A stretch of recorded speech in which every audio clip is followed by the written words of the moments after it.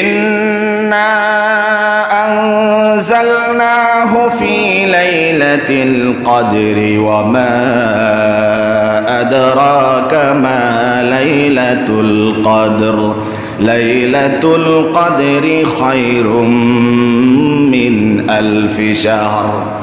আল্লাহ রাব্বুল আলামিন কিছুক্ষণ আগে আমরা শুনলাম মাহে রমাদানে আল্লাহ রাব্বুল আলামিন পবিত্র কোরআনকে নাজিল করেছেন বিদায় গোটা মাসের দাম আল্লাহর কাছে বেড়ে গিয়েছে।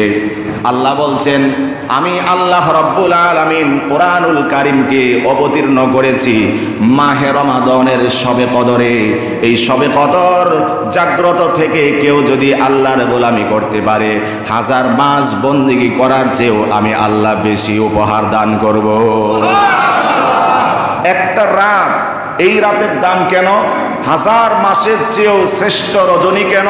অন্য কোনো রাতের ব্যাপারে তো এই ঘোষণা, এই অফার, এই বাণী বলা হলো না। এই রাতের জন্য বিশেষ অফার, বিশাল অফার আল্লাহ নির্ধারণ করলেন, এই রাতের মর্যাদাকে বুলন্দ করলেন। তার কারণ হচ্ছে আল্লাহর বক্তব্য অনুযায়ী এই রাত্রিতে আল্লাহ তাআলা পবিত্র কালাম নাজিল করেছেন। সুবহানাল্লাহ। যেই মাসে কোরআন অবতীর্ণ হয় সেই মাসের দাম আল্লাহর কাছে বেড়ে যায়। যে রাত্রে কোরআন অবতীর্ণ হয় সেই রাত্রের দাম আল্লাহর কাছে কম না বেশি? আবার যদি বলেন দুনিয়ার আসমান থেকে বিশ্ব মানবতার মুক্তির দূত মুহাম্মাদুর রাসূলুল্লাহ সাল্লাল্লাহু আলাইহি ওয়াসাল্লামের উপর যে কোরআন নাজিল হলো, কে নিয়ে আসলো কোরআন? নাযালা বিহির রূহুল আমিন।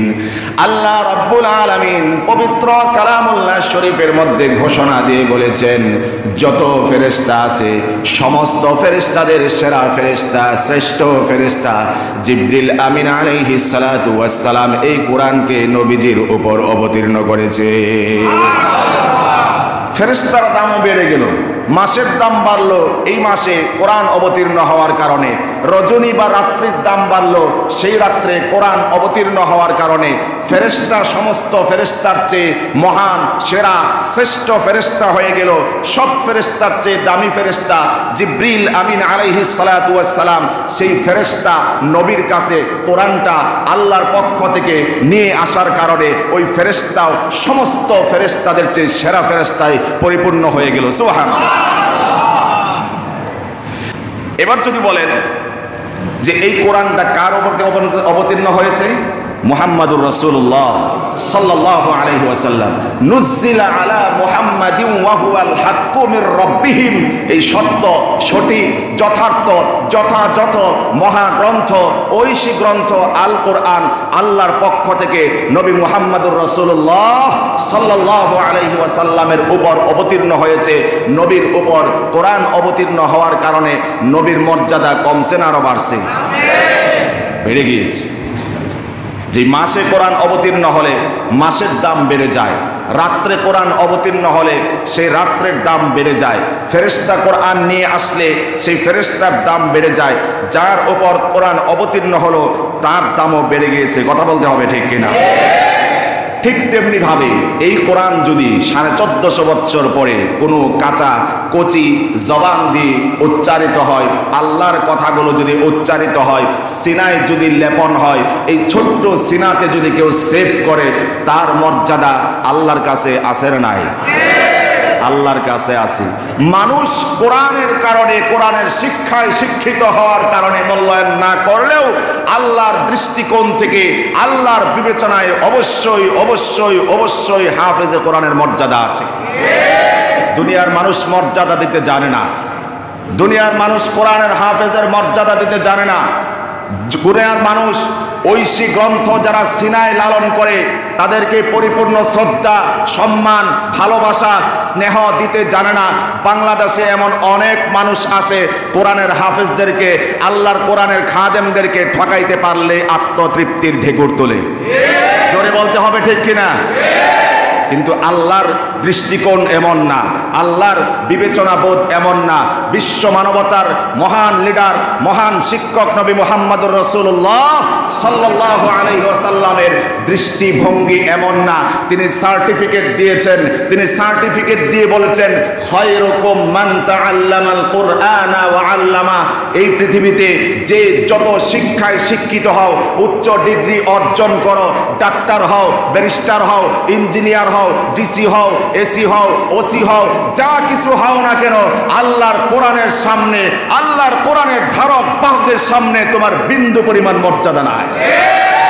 যিনি কোরআন শিখেছেন, অপরকে শিখার কাজে, শিখানোর কাজে নিয়োজিত আছেন, নবী বলেছেন পৃথিবীর বুকে ওই মানুষটাই সর্বশ্রেষ্ঠ, সর্ব উৎকৃষ্ট, সর্বসেরা। সুবহানাল্লাহ। দুনিয়ার মানুষ চালাক, অনেক মানুষ অনেক জায়গায়, এদেরকে ঠকাইতে পারলেই আচরণ বোধে অন্যান্য কোনো ইনিয়ে ভিনিয়ে বিভিন্ন পন্থা পদ্ধতি রীতিনীতি অবলম্বন করে টুপিওয়ালাদেরকে ঠকাইতে পারলে আত্মতৃপ্তির ঢেকুর তুলে আসে না নাই? জবাব দিতে হবে। চালাকি, দুনিয়ার জগতে চালাকি। মহান বাদশার বাদশা, রাজাধিরাজ, আহকামুল হাকিমিন, সমস্ত বিচারকের বিচারক, তিনি সেখান থেকে পর্যবেক্ষণ করছেন, মনিটরিং করছেন। কোরআনের খাদেমদেরকে বিন্দু পরিমাণ ঠকানোর চেষ্টা করলে আল্লাহর আদালতে জবাব দিতেই হবে, দিতেই হবে, দিতেই হবে। ফাজলামুর জায়গা না যে এরা 2 টাকার মৌলবি, এদের টাকায় বরকত হয়। এই মাসআলা, এই ফতোয়া দিয়া ওলামায়ে কেরামকে ঠকানোর দিন শেষ। কথা বলতে হবে। ফতোয়া দেয়, হুজুরের পয়সার বরকত আছে, আছে না নাই? এরকম ওয়াজ, এই ফতোয়া আছে না নাই? তাহলে আপনি আমার চাকরিটা করেন, তখন তো রাজি হবেন না। আপনার সন্তানের জন্য আমি দোয়া করি যাতে আল্লাহ আপনার সন্তানের ইমাম বানায়, আপনার সন্তানের কোরআনের হাফেজ বানায়, তখন তো রাজি হন না। দুনিয়ার সব শিক্ষায় শিক্ষিত করে বিদেশ ভ্রমণ করিয়েছেন, বিদেশে পাঠিয়েছেন, তৃপ্তির ঢেকুর তুলেন। এতগুলো সন্তান আমার, একটা কানাডায়, একটা মালয়েশিয়ায়, একটা সিঙ্গাপুর, একটা আমেরিকায়, সবাই ভালো আছে, আমার আর কোনো চিন্তা নাই। এরকম তৃপ্তির ঢেকুর তুলে আত্মপ্রশংসায় ভোগে মুসলমান আছে না নাই? শেষ পর্যন্ত যেদিন মসজিদে এলান হয় ইন্না লিল্লাহি ওয়া ইন্না ইলাইহি রাজিউন, বাবার জানাজা পড়াতে হবে, গোসল দিতে হবে, সেই শিক্ষায় বাবা তাকে শিক্ষিত করে নাই। কাফন পরাতে হবে, সেই শিক্ষা বাবা তাকে দিয়ে যায় নাই। এমনকি জানাজার প্র্যাকটিক্যাল বাবা তাকে শিক্ষা দিয়ে যায় নাই। জানাজার নামাজে কি দোয়া পড়তে হয় সেটাও শিখায় যায় নাই। এই শিক্ষার কি দাম আছে? 14 দেশে পাঠাইছেন, 14 সন্তানরে আত্মতৃপ্তির ঢেকুর তুলেন। শেষ সময় যে আপনার বিদায় হবে, যেদিন চলে যেতে হবে, নিথর নিস্তব্ধ দেহ নিয়ে চিরজীবনের জন্য, জনমের জন্য সফর করতে হবে, অন্ধকার কবরে চিরজীবনের জন্য ঘুমিয়ে থাকতে হবে। সেদিন যদি সন্তান আপনার জানাজার নামাজ পড়াতে না পারে, কমপক্ষে জানাজার দোয়া যদি জানা না থাকে, এর চেয়ে অকৃতজ্ঞ, অজ্ঞ, অযোগ্য সন্তান পৃথিবীর আর একজন হতে পারে না। আমি ভালো আছি মিয়া, আমার জন্য আমার কাছে আমার বাবার দোয়া চাইতে হয় না। আমি 5 বেলা নামাজ পড়ি, নামাজের পরে রব্বির হামহুমা কামা রব্বায়ানি সগীরা পড়ি।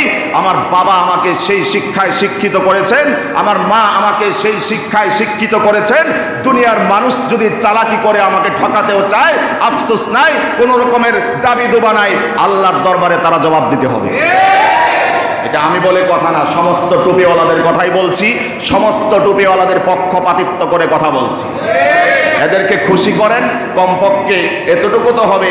সন্তান অনেকগুলো জন্ম দিয়েছেন, 5 বেলার 1 বেলা মসজিদে আসে না, এমন মুসলমান বাবার সন্তান, প্রাপ্তবয়স্ক সন্তান আছে না নাই? ও রব্বির হামহুমা পড়বে কোন সময়? মোল্লা ভাড়া করবে বৎসরে একবার। কথা বলেন, বৎসরে একবার মোল্লা ভাড়া করে 200 টাকা 500 টাকা দিয়া তারপরে দোয়া মোনাজাত করাইব।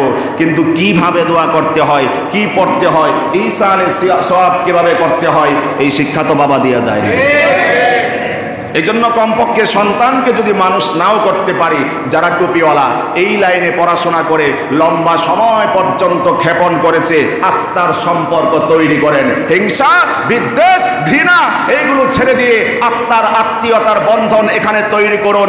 যেদিন মারা যাবেন, না চাইতেই অশ্রু বিসর্জন দিয়ে আপনার জন্য সেই টুপিওয়ালা দোয়া করতে বাধ্য হবে। যত হৃদয় মিশ্রিত দোয়া, হৃদয় উচ্চারিত দোয়া, এখান থেকে ফেটে উঠলে দোয়া বের হবে না চাইতেই, যদি এখানে সুসম্পর্ক তৈরি হয়, আর যদি হিংসা বিদ্বেষ অথবা এর সাথে যদি বিরুদ্ধামূলক আচরণ করা হয়, তৈরি করা হয়, তাহলে যেদিন মারা যাবেন, অনেক হুজুর এমন আছে খুশিতে হাততালি না দিলেও আলহামদুলিল্লাহ পরে, এমন হুজুর সম্পর্কেও আমি জানি। এমন জীবন তুমি করিবে গঠন, মরণে হাসিবে তুমি কাঁদিবে ভুবন। এমন জীবন গঠন করুন। শুধুমাত্র কবি নজরুলের সেই মুখনিসৃত বক্তব্য মুখে মুখে নয়, কানে কানে নয়, বাস্তবায়ন করুন। চলে যাবেন, সারা বিশ্ব আপনার জন্য কান্না করবে, হাসতে হাসতে আল্লাহর জান্নাতের মেহমান হয়ে যাবেন। কথা বলতে হবে, ঠিক কিনা? আমরা কোরআন নিয়ে কথা বলছিলাম। আবার সাহাবায়ে কেরাম রাদিয়াল্লাহু তাআলা আনহুম আজমাইন, তারা এই কোরআন শিখেছেন, হিফজ করেছেন। অনেক সাহাবীরা হাফেজ ছিলেন। তাদের মর্যাদা আল্লাহ কমাইছেন না বাড়াইছেন? অর্থাৎ এই কোরআন যার সাথে, যেই বস্তুর সাথে, যেই জিনিসের সাথে লাগবে, আল্লাহ রাব্বুল আলামিন অবশ্যই অবশ্যই সেই জিনিসের, সেই বস্তুর, সেই সত্তার, সেই ব্যক্তির মর্যাদা অবশ্যই বৃদ্ধি করে দিবেন, কোনো সন্দেহ নাই। রাসূলুল্লাহ সাল্লাল্লাহু আলাইহি ওয়াসাল্লাম হাদিসে পাকে ইরশাদ করেছেন, ইন্নাল্লাহা ইয়ারফাউ বিহাযাল কিতাবি আকওয়ামান ওয়া ইয়াদাউ বিহি আখারিন। একটি জাতিকে, একটি গোষ্ঠীকে, একটি সম্প্রদায়কে, একদল মানুষকে আল্লাহ রাব্বুল আলামিন তার এই কোরআনের মাধ্যমে প্রতিষ্ঠিত করবেন, সর্বোচ্চ শিখরে আরোহণ করাবেন। আর একটি জাতিকে এই কোরআনের মাধ্যমে আল্লাহ রাব্বুল আলামিন অধঃপাতিত করবেন। বাস্তবতা আছে না নাই? যারা কোরআনের পক্ষে থাকবে, কোরআনের সমর্থনে, সাপোর্টে যারা থাকবে, আল্লাহ রাব্বুল আলামিনের রাসূল সাল্লাল্লাহু আলাইহি ওয়াসাল্লাম বলছেন, ইয়ারফাউ বিহাযাল কিতাব, তাদেরকে আল্লাহ রাব্বুল আলামিন প্রতিষ্ঠিত করবেন। বলুন, আল্লাহ রাব্বুল আলামিন তাদের মান মর্যাদাকে বুলন্দ করবেন।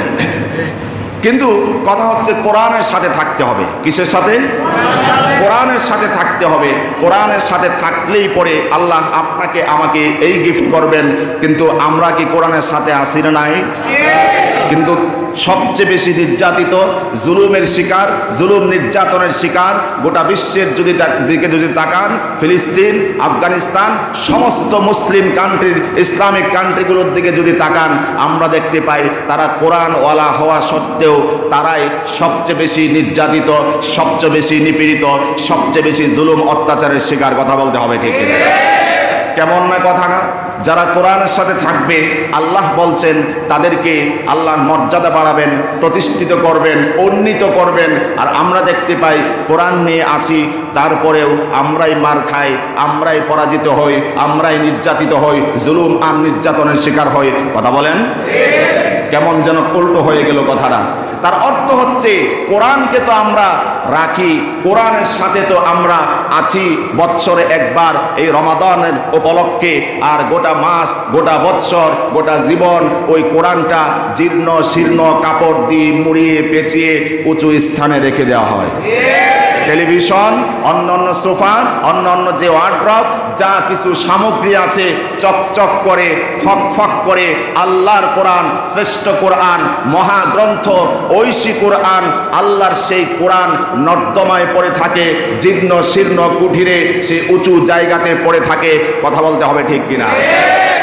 কোরআন শুধুমাত্র আমাদের ঘরে থাকলেই হবে না। কোরআনের যে আইন, কোরআনের যে বিধান, সেটা নিজের জীবনে বাস্তবায়ন করতে হবে। তখন আপনাকে আল্লাহ উন্নীত করবেন, মর্যাদার উচ্চ আসনে সমাসীন করবেন। এইভাবে যদি উঁচা জায়গার মধ্যে জীর্ণ শীর্ণ জায়গা রেখে দেই, এই কোরআন দিয়ে আল্লাহ আপনাকে আমাকে সম্মানিত করবেন না। অবস্থাটা এখানেই। কোরআনের আমরা আইন মানছি না, কোরআনের বিধি বিধান অনুযায়ী নিজের জীবনকে পরিচালনা করছি না। নিজের সাংসারিক জীবন, আমাদের সব জীবন, সামাজিক জীবন, রাষ্ট্রীয় জীবন, বৈশ্বিক জীবন, কোনোটাই যখন কোরআন দিয়ে চলছে না, তখনই আমরাও নবীর বক্তব্য অনুযায়ী সম্মানের, মর্যাদার সর্বোচ্চ আসনে সমাসীন হতে পারছি না। একটি আইনের কথাই বলি, কোরআন বলছে ওয়াতাসিমু বিহাবলিল্লাহ, কোরআনকে তোমরা ঐক্যবদ্ধভাবে আঁকড়ে ধরো। সুবহানাল্লাহ। কিন্তু আমরা তো বিচ্ছিন্ন হয়ে, আল্লাহ বলেন লা তাফাররাকু, বিচ্ছিন্ন হয়ো না, কোরআনকে সমস্ত উম্মাহ মিলে ঐক্যবদ্ধভাবে আঁকড়ে ধরো। যদি ঐক্যবদ্ধভাবে আঁকড়ে ধরা যায় তাহলেই আমাদের সামনে মর্যাদা, ইজ্জত, সম্মান আমাদের পদচুম্বন করবে। কথা বলতে হবে, ঠিক কিনা? কিন্তু কোরআনের আইন আমরা আজকে না মানার কারণে, ওয়াতাসিমু বিহাবলিল্লাহ এই বিধান আজ আমরা না মানার কারণে, কোরআন অনুযায়ী নিজের জীবনকে গঠন না করার কারণে আজকে মুসলমানরা গোটা বিশ্বে নির্যাতিত, নিপীড়িত, জুলুমের শিকার। কথা বলতে হবে, ঠিক কিনা? আজকে যদি কোরআন অনুযায়ী ওয়াতাসিমু বিহাবলিল্লাহ এই আয়াতের বক্তব্য অনুযায়ী নিজের জীবনকে গঠন করতে পারতাম, আল্লাহর কসম করে বলি পৃথিবীর সমস্ত শক্তি, অপশক্তি, পরাশক্তি সবগুলো মুসলমানদের পায়ের সামনে এসে সিজদায় লুটিয়ে পড়তে বাধ্য হতো। কথা বলতে হবে, ঠিক কিনা? আমাদের কি নাই? মুসলমানদের কি নাই? তেলের খনি মুসলমানদের, গ্যাসের খনি মুসলমানদের। আজকে আমরা তেল দিয়েছি, ওয়াতাসিমু বিহাবলিল্লাহ। মুসলমানরা ঐক্যবদ্ধ না হয়ে কাফের মুশরিক বাতিলদের সাথে হাত মিলে আমরা মুসলমানরা আমাদের তেলের খনি আমেরিকাকে দিচ্ছি, তেলের খনি থেকে ইসরায়েলকে দিচ্ছি। আমরা যদি তেল বন্ধ করে দিতাম আমেরিকার আসমানে কোনো বিমান উঠতে পারতো না। মুসলমানরা যদি তেল বন্ধ করে দিত, ইসরায়েলের সেই শকুনগুলো, কুত্তাগুলো মুসলমানদেরকে বিমান উড়িয়ে উড়িয়ে হত্যাযজ্ঞ, জঘন্য হত্যাযজ্ঞ চালাতে পারতো না। সব তো আল্লাহ আমাদেরকে দিয়েছিলেন। ভুলটা কোথায়? ওয়াতাসিমু বিহাবলিল্লাহ, আল্লাহর কোরআনকে ঐক্যবদ্ধভাবে ধারণ করো, ধরো, আঁকড়ে ধরো। আমরা বিচ্ছিন্ন হয়েছি, আমরা আজকে মুসলমান হয়ে বিজাতির কৃষ্টি কালচার লালন করছি। মুসলমান হয়ে ওই পরাশক্তি, ওই মুশরিক শক্তিকে আমরা উপহার করেই যাচ্ছি। মুসলমানদের মধ্যে যদি এই অবস্থা হয়, ইন্নাল্লাহা ইয়ারফাউ বিহাযাল কিতাব, রাসূল যে বলেছেন কোরআনের মাধ্যমে আল্লাহ একটি গোষ্ঠীকে, একটি সম্প্রদায়কে সম্মানিত করবেন, মর্যাদার উচ্চাসনে সমাসীন করবেন। আমরা তো সেটির সুফল উপভোগ করতে পারছি না। তার কারণ হচ্ছে ওয়াতাসিমু বিহাবলিল্লাহর যে ঐশী বাণী, সেটিকে আমরা কেয়ার করছি না, সেটিকে বাস্তবায়ন করছি না। ব্যক্তি জীবনে না, সাংসারিক জীবনে না, সামাজিক জীবনে না, কোন জীবনেই যখন কোরআনের আইনকে আমরা প্রাধান্য দিতে পারছি না, আল্লাহ রাব্বুল আলামিন মুসলমান হওয়ার পরেও, কোরআন ওয়ালা হওয়ার পরেও সারা বিশ্বে মুসলমানরাই পরাজিত, নির্যাতিত, জুলুম নিপীড়নের শিকার। কথা বলতে হবে, ঠিক কিনা? আবার যদি একটু খুচরা করে বলি, শর্ট করে বলি, কোরআনের বুঝ যদি না থাকে তাহলে ওই মানুষ নামাজ পড়তে আসে না। যার ভিতরে কোরআনের বুঝ নাই, আল্লাহ যে বারবার বলে আকিমুসসালাহ, আকিমুসসালাহ, আকিমুসসালাহ, যার ভিতরে কোরআনের বুঝ নাই সে নামাজে আসে না। যার ভিতরে কোরআনের বুঝ নাই সে সিয়াম সাধনা করে না। যার ভিতরে কোরআনের বুঝ নাই টাকা পয়সার মালিক হওয়ার পরেও যাকাত নিয়মিত দেয় না। যার ভিতরে কোরআনের বুঝ নাই গরিব দুঃখী মসজিদ মাদ্রাসার দান খয়রাত করে না। যার ভিতরে কোরআনের বুঝ নাই বাজে নেশা ছাড়তে পারে না, এমনকি রোজার মাসে বিড়ি সিগারেটও ছাড়তে পারে না। এটা মনে হয় কমন পড়ছে অনেকের, আওয়াজে বলে আর কি। আর একটু জোরে আওয়াজ হয় না? বিড়ি সিগারেট ছাড়তে পারে না। এতদিন পর্যন্ত দেখেছি মুরব্বী, উঠতি বয়সের ছেলেরা, যুবকেরা, কিশোরীরা, কিন্তু যখন আমরা রমজান মাসে কোনো কিশোরীকে, যুবতীকে ওপেনলি বিড়ি সিগারেট পান করতে দেখি, আমাদের এর চেয়ে নির্লজ্জতা আর কিছু হতে পারে না। ওটাকে কোন জাতি বলবেন? যারা দেখছেন তারা বুঝবেন আমার কথাগুলো। বেহায়া বললে তো অন্য কিছু বোঝা যায়, যে শুধু বেহায়া না, নির্লজ্জ, অপয়া, বেহায়া, বেশর্মা, আরো যদি কোনো কিছু লকব আলকাব থাকে সেগুলো অ্যাড করে নেবেন। কিন্তু আমি বোঝাতে চাই মানুষের দুটি ধরন, দুটি সুরত, দুটি প্রকৃতি, পুরুষ নারী। 3 নাম্বার হচ্ছে কি পুরুষ নারী, আরেকটা কি? কিন্তু এদেরকে হিজড়ার সাথে তুলনা করলেও আমার লজ্জাবোধ হয়, কারণ আমার দেশের হিজড়ারাও যথেষ্ট স্মার্ট, কিন্তু এদেরকে এমন এক আকৃতিতে আমরা দেখলাম, না পুরুষ, না হিজড়া, না নারী, বলা যায় বেশির থেকে বেশি মেধা মেদি। এর চেয়ে বেশি আর কোনো খারাপ লকব আমি দিতে পারলাম না। আমার দেশের হিজড়ারাও আলহামদুলিল্লাহ অনেকে নামাজ পড়ে, কোরআন পড়ে, রমজানের রোজা রাখে, ইবাদত গুজার করে, এমন হিজড়া আছে না নাই? এই জন্য ওদেরকে যদি আমরা হিজড়ার মতো বলি, হিজড়াদের মান সম্মানে আঘাত আসতে পারে। ওরা স্পষ্টভাবে ওপেনলি রমজান মাসে দিনের বেলায় মানুষের সামনে বাজার ঘাটে ওপেনলি সিগারেট টেনে টেনে বেড়াবে, এটার জন্য তারা আন্দোলনে নামছে। নাউজুবিল্লাহ বলেন। কত বড় গোলাঙ্গার হলে, কত বড় নালায়েক হলে, অযোগ্য বাবার অযোগ্য সন্তান হলে বিড়ি খাওয়ার জন্য রাস্তায় নামতে পারে আন্দোলনে? কেন? কোরআনের বুঝ নাই। কোরআনের বুঝ বাচ্চা বয়সে বাবা মা শিক্ষা দেয় নাই, যার কারণে রমজান মাস তো বলে কথা, যেই মাসে সাংবাদিক মহিলাদের কাপড় সারা বছর এই মাথার নিচে থাকলেও রমজান মাসে আমরা ছোটবেলা দেখতাম, এখনকার হালত জানি না, রমজান আসলেই দেখতাম যে ঘুমটা দিয়ে ফেলতো সাংবাদিক উপস্থাপিকারা মহিলারা। কথা বলেন? এখনের বাস্তবতা আমার জানা নাই। এখন নাই? এখন বলেন নাই। যাই হোক, ওই ছোট্টবেলা বিটিভি যখন ছিল, ওই যে আগের গল্পগুলো আপনার এন্টিনিয়ার ঘোরাইতে হতো, সারা এলাকাতে একটা টিভি থাকতো, জির করতো, ওই গল্প বলছি ছোট্টবেলা যখন স্কুলে পড়তাম। তো এখন বলে ওইটাও নাই। যাই হোক, মাহে রমাদানকে রেসপেক্ট করে, সম্মান করে মানুষ অনেক কিছুই করে। এই ধরনের কদার্য কিছু পুরুষ না মহিলা, এরা রাস্তায় নেমেছে ওপেনলি বিড়ি খাইতে হবে, এই স্বাধীনতা তাদেরকে দিতে হবে। যদি উপর মহল থেকে স্বাধীনতা না দেওয়া হয়, অনুমোদন না দেওয়া হয়, তাহলে তাকে পদত্যাগ করতে হবে। চিন্তা করছেন? বুরকার বিরুদ্ধে কোন রকমের আক্রমণ হলে সেটার বিচার হয় না, কিন্তু একবারই অশালীন পোশাক পরে বের হলে সেটার কোনো বিচার হয় না, কিন্তু বোরকা পরে স্কুল কলেজে গেলে সেটার জন্য মেয়েদেরকে হেনস্থার শিকার হতে হয় এবং থানা মামলা সেগুলো নেওয়া হয় না। মুসলমান দেশ দাবি করি, বুক ফুলাইয়া বলি 98% মুসলমানের দেশ। কত কিছু বলি আমরা, আবার রমজান আসলে রোজা রাখি, কোরবানি আসলে গরু খাই, এই মুসলমান আর কি। আমরা এনার্জি নাই, শক্তি নাই, আমরাও মুসলমানরাও এনিয়ে বিনিয়ে বাতিল পরাশক্তির সাথে হাত মিলাতে বাধ্য হয়েছে, যার কারণে এনার্জি নাই, পাওয়ার নাই। অথচ সেই 313 জনের কি সুপার পাওয়ার ছিল তাদের, 313 জনের কি ভূমিকার অবদান ছিল, সেদিকে নাই গেলাম। যেহেতু কোরআন এই মাসে নাজিল হয়েছে, এই জন্য আল্লাহ এই মাসের মর্যাদাকে বাড়িয়ে দিয়েছেন, এই কথার উপরে আমরা আলোচনা শুনছিলাম। আর বিড়ি খাওয়ার আলাদা কোনো ফজিলত আছে নাকি? রমজান মাস তো কেউ খান নাই। একটু বলি, বিড়ি কি দিয়ে বানায় যেন? তামাক পাতা দিয়ে মনে হয় না? তামাক পাতা দিয়ে বানায়। এটা এই অঞ্চলে তো চাষ হয় না। আমরা গত 2 বছর আগে মনে হয় সফরে গিয়েছিলাম মাহফিলে, উত্তরবঙ্গে সৈয়দপুর নীলফামারী এদিকে এরশাদের যে এলাকা, সেখানে তিস্তার এদিকে, সেখানে গিয়ে 2 পারে দেখতে পেলাম শুধু ক্ষেত আর ক্ষেত, বিশাল আকৃতির বিশাল সাইজের ক্ষেত, এবং কিছু আবাদ করা আর কিছু লটকায় রাখছে, শুকাই দিয়ে দিচ্ছে। কৌতূহল নিয়ে অনেক লম্বা সময় পর্যন্ত এই দৃশ্য দেখছিলাম। তখন ড্রাইভারকে জিজ্ঞেস করলাম এগুলো কিসের ক্ষেত? তখন বলল তামাক পাতার ক্ষেত। একটা ক্ষেতের মধ্যে বেড়া নাই। বেড়া দেয় কখন? যখন ছাগলে এখানে মুখ দেয়, গরু এটাতে মুখ দেয়। আর তামাক পাতা এমন এক ইন্টারেস্টিং পাতা, যেই পাতার মধ্যে ছাগলেও মুখ দেয় না, একমাত্র মানুষই মুখ দেয়। অনেকের মুখ বন্ধ এখন। আজকে তো সবাই নিরপেক্ষ, এখন তো সবাই রোজাদার না, এখন তো কেউ খায় আসেন নাই, খান নাই, তাহলে আমরা একটু আত্মসমালোচনা করি, কোনো সমস্যা আছে নাকি? রোজার এখনো অনেকের আমি দেখতেছি মুখ বন্ধ, কিন্তু এটা কোনো ভালো জিনিস না। ছাগলও এটাতে মুখ দেয় না, গরু এটাতে মুখ দেয় না, শুধু মানুষ এটাতে মুখ দেয়।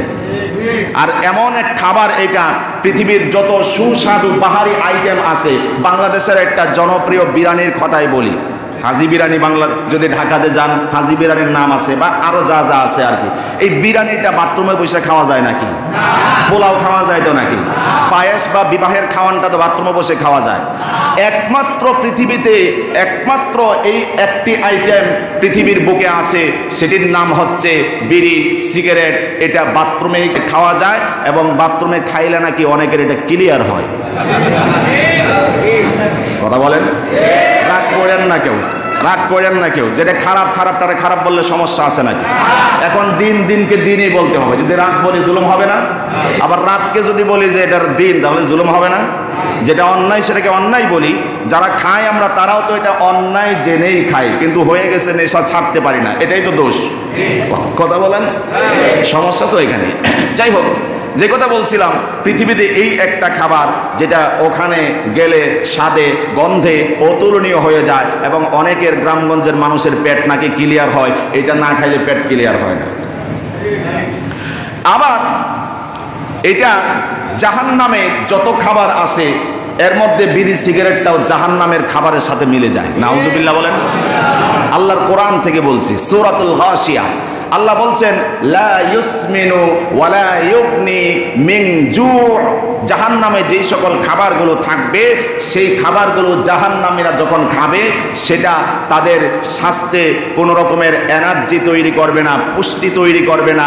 ওয়ালা ইউগনি মিন জু', এবং সেই খাবার তাদের কোনো ক্ষুধাও নিবারণ করবে না।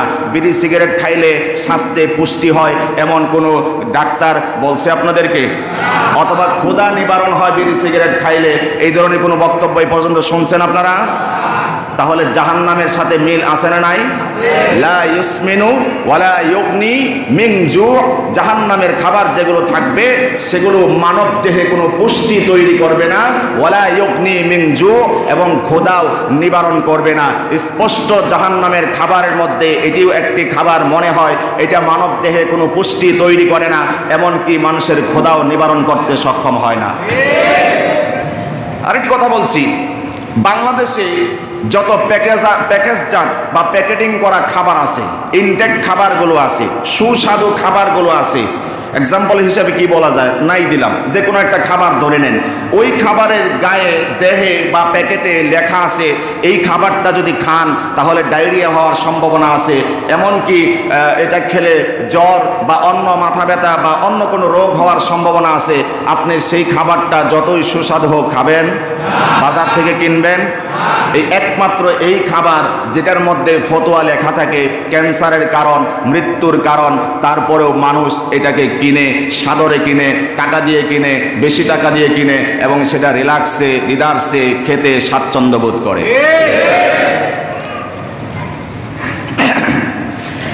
আমরা বলছিলাম কোরআনুল কারীমের বুঝ না থাকার কারণে মানুষ এগুলো করে, কথা বলেন। আর কোরআনের বুঝ যদি থাকে সেই মানুষ নাজায়েজ কাজ, ফাহেশা কাজ কোশ্চেনকালে করতে পারে। কোরআনের কথা বলছিলাম, যেহেতু এই মাসে আল্লাহ কি নাজিল করেছেন? কোরআন নাজিল করেছেন, যার কারণে এই মাসের মর্যাদা আল্লাহ বাড়িয়ে দিয়েছেন। যেই রাত্রে আল্লাহ কোরআন নাজিল করেছেন, রাত্রে মর্যাদা আল্লাহ। আবার যেই ফেরেশতার মাধ্যমে কোরআনকে দুনিয়া পর্যন্ত এনেছেন সেই ফেরেশতার মর্যাদা আল্লাহ।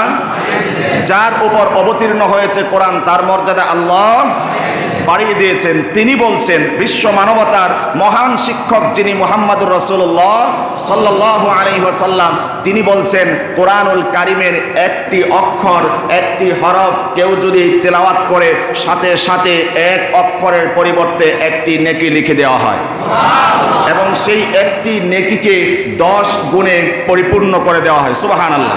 অর্থাৎ একটি অক্ষর উচ্চারণ করলে 10 নেকি সাথে সাথে আল্লাহ আমল নামায় যুক্ত করে দেন। সুবহানাল্লাহ।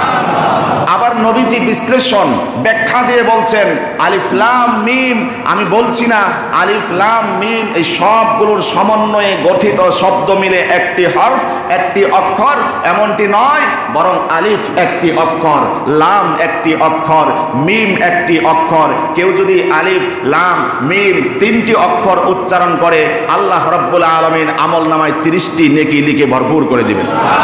আরো জোরে বলেন সুবহানাল্লাহ। এক একটি অক্ষরের এত মর্যাদা, এত বেশি দাম আল্লাহ রাব্বুল আলামিন দিয়েছেন। রাসূলুল্লাহ সাল্লাল্লাহু আলাইহি ওয়াসাল্লাম আরো ইরশাদ করছেন, এই সিয়াম অর্থাৎ রমজান, এই রোজা এবং কোরআন বান্দার পক্ষে, রোজাদারের পক্ষে, তেলাওয়াতকারীর পক্ষে, তেলাওয়াত শ্রোতার পক্ষে কাল কিয়ামতের ময়দানে সুপারিশ করে জাহান্নাম থেকে জান্নাতে নিয়ে যাবে। বিশ্বনবী বলেছেন কাল কিয়ামতের ময়দানে রোজাদারদের জন্য রোজা সুপারিশ করবে, আয় আল্লাহ সারাদিন পর্যন্ত আমি তাকে খাবার দাবার পানাহার থেকে বিরত রেখেছিলাম, স্ত্রী সম্ভোগ, স্বামী স্ত্রীর ফিজিক্যাল রিলেশন থেকে বিরত রেখেছিলাম, আমি তার পক্ষ হয়ে আজকে সুপারিশ করছি, আপনি তার পক্ষে আমার সুপারিশ কবুল করুন। সুবহানাল্লাহ। কোরআন আল্লাহ আল্লাহ রাব্বুল আলামিনের দরবারে সুপারিশ করে বলবে, আয় আল্লাহ, রাত্রের বেলায় আমি তাকে নিদ্রা যাওয়া থেকে বিরত রেখেছি, সারা রাত পর্যন্ত কোরআন তেলাওয়াত করেছে, লম্বা সময় পর্যন্ত কোরআন তেলাওয়াত করেছে, লম্বা সময় পর্যন্ত তারাবিতে দাঁড়িয়ে দাঁড়িয়ে আপনার কোরআনের শ্রবণ করেছে, শুনেছে, তার পক্ষে আজকে আমি আপনার দরবারে সুপারিশ করছি, মেহেরবানি করে তাকে মাফ করে দিয়ে আপনি জান্নাতের ফয়সালা করুন।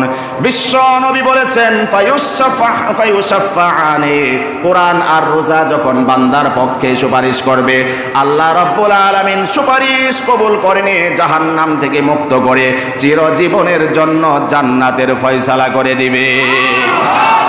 এই রোজা আপনার পক্ষে, যারা রোজাদার, রোজা রেখেছেন, রাখছেন, সিয়াম সাধনা করছেন, এই রোজা আপনার পক্ষে সুপারিশ করবে। কোরআন বলবে, আল্লাহ রাত্রেবেলা ঘুমাতে দেই নাই, অন্য মাসে তো রাত হলেই ঘুমিয়ে যেত, এই রমজান মাসে আমি তাকে জাগ্রত রেখেছি। কেউ কোরআন তেলাওয়াত করেছে, আর কেউ কোরআন তেলাওয়াত শোনার জন্য মত্ত ছিল, রত ছিল। আমরা আজকে আপনার দরবারে সুপারিশ করছি, আপনি তাকে মুক্ত করে জাহান্নাম থেকে জান্নাতের ফয়সালা করে দেন। সুবহানাল্লাহ। আমি যে কথাগুলো বলার জন্য এখানে আনুষঙ্গিক হিসাবে এনেছি, সেটি হচ্ছে, যারা 8 রাকাত পড়ে চলে যাচ্ছি, 10 রাকাত বা 12 রাকাত পড়ে চলে যাচ্ছি, কোরআনের কত সওয়াব পাওয়া যাবে? যতটুকু শুনছেন ততটুকু। আপনার আচরণ বোধে আল্লাহর রাস্তে কষ্ট নেবেন না, বিবেককে প্রশ্ন করবেন যে আমি কি রাইট করছি না ভুল করছি, বিবেককে প্রশ্ন করবেন। যিনি 8 রাকাত পড়ে চলে গিয়েছেন, কোরআন যদি আপনার পক্ষে না দাঁড়ায় যে তুই যতটুকু শুনছস এইটুক দিয়ে জান্নাতে যাওয়ার মতো তুই উপযুক্ত না, তুই বাড়িতেই থাক। আর যিনি 20 রাকাত পর্যন্ত লম্বা তেলাওয়াত শুনেছেন, এক অক্ষরে যদি 10 নেকি দেওয়া হয়, কত হাজার হাজার হাজার অক্ষর আপনি শুনেছেন, আপনার আমল নামায় আল্লাহ এত পরিমাণে নেকি লিখে ভরপুর করে দিয়েছেন। আশা করা যায় এই কোরআন শোনাটা কাল কিয়ামতের ময়দানে আপনার পক্ষে সুপারিশ করে জাহান্নাম থেকে মুক্ত করে জান্নাতের ফয়সালা করবে। কথা বলতে হবে ঠিক কিনা? এজন্য 8 রাকাত তর্ক বিতর্ক বাদ দিয়ে নিজের বিবেককে প্রশ্ন করুন। যদি 20 রাকাত পর্যন্ত দাঁড়িয়ে যায়, এটা আল্লাহ প্রেমের আসক্তির বেশি পরিচয় বহন করে। আমি কোরআনকে ভালোবাসি, এটা বেশি পরিচয় বহন করে। আমি দুর্বল, আমার ঈমান দুর্বল, আমি কমজোর, আমার আমল দুর্বল, আমার জাহান্নাম থেকে মুক্তির উসিলা নাও হতে পারে। কোরআনটা একটু বেশি শুনে যায়, যাতে করে নাজাতের উসিলা হতে পারে কোরআনটা। এই মনোভাব নিয়ে 20 রাকাত তারাবি পড়ব ইনশাআল্লাহ। যারা পড়েন তারা ইনশাআল্লাহ বলছেন। হাজার বললেও কি মনে করছেন 8 রাকাতের পরে মানুষের আনাগোনা বন্ধ হয়ে যাবে? যারা আজম বিল জজম, কসম মান্নত করেছে, যতই বলো তুমি মোল্লা, 8 রাকাত পরে আসছি, মক্কা মদিনায় দেখছি, সৌদি আরবে দেখছি, 8 রাকাতেই পড়বো, তোমার 20 রাকাত পড়বো না। যারা পড়বে না তাদেরকে আমি ফেরাতে পারবো না। হেদায়েত কার হাতে? জোরে বলতে হবে, ওয়ালাকিন আহবাবতা, তুমি যাকে লাইক করবা, পছন্দ করবা, ভালোবাসবা, মোহাব্বত করবা, চাইলেই তাকে হিদায়াত দিতে পারবে না। হিদায়াতের চাবিকাঠি হচ্ছে কার হাতে? আল্লাহর হাতে। তবে যারা আগে আগে চলে যাচ্ছি, এটা নিজের ঈমানের দুর্বলতার পরিচয় বহন করে।